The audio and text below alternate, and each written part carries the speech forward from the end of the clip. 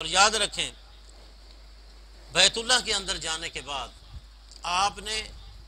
عمرہ کر لیا، اس کے بعد زیادہ سے زیادہ جتنا آپ کو موقع ملتا ہے تو 3 چیزوں کا خاص طور پر آپ نے اہتمام کرنا ہے۔ نمبر 1،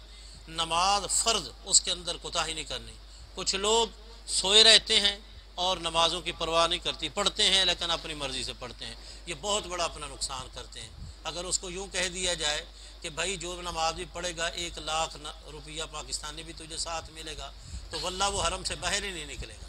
وہ حرم سے باہر ہی نکلے گا۔ تو یاد رکھیں ایک نماز کا ثواب 1,00,000 نماز کا ہے، اور جماعت کے ساتھ تو ثواب اور زیادہ بڑھ جائے گا۔ اس لیے کبھی بھی دعوت کی خاطر نماز کو مس نہ کریں، نیند کی بنا پر نماز کو مس نہ کریں، کوئی دنیاوی معاملات کی بنا پر نماز کو مس نہ کریں۔ دوسرا یہ ہے کہ وہاں آپ زیادہ سے زیادہ طواف کریں جتنا آپ کو موقع ملتا ہے۔ ایک مسئلہ اور بھی بتاتا چلوں، آج کل پابندی ہے، کچھ لوگ طواف کرنے کے لیے وہ احرام باندھ کے اندر چلے جاتے ہیں، تاثر یہ دیتے ہیں کہ ہم عمرہ کرنے ہیں۔ یاد رکھیں عبادت کے اندر جھوٹ نہیں بولنا، عبادت کے اندر جھوٹ نہیں۔ تمہارا دل ہے کہ میں طواف کروں، سعودی حکومت کی وجہ سے کوئی قوانین ہے، واللہ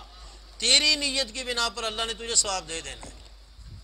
لیکن تو اپنے آپ کو عبادت کے اندر اس انداز میں یہ کام نہ کر۔ کچھ علماء فتویٰ دے دیتے ہیں بھی ٹھیک ہے کر لو، لیکن نہیں، جو عبادت ہے نیت انما الاعمال بالنیات، اگر تیرا ارادہ طواف کا ہے تجھے اللہ نے ثواب دے دینا ہے، لیکن تو اپنے آپ کو اس انداز میں پیش نہ کر کہ پڑھنے نماز جا رہا ہے یا کرنے طواف جا رہا ہے اور تاثر یہ دے جا رہا ہے کہ میں احرام باندھ کے عمرہ کرنے جا رہا ہوں۔ ایسا نہیں کرنا چاہیے، اور اس کے ساتھ ساتھ کوشش کرنی چاہیے کہ ذکر اذکار جتنا آپ کو موقع ملتا ہے عمرہ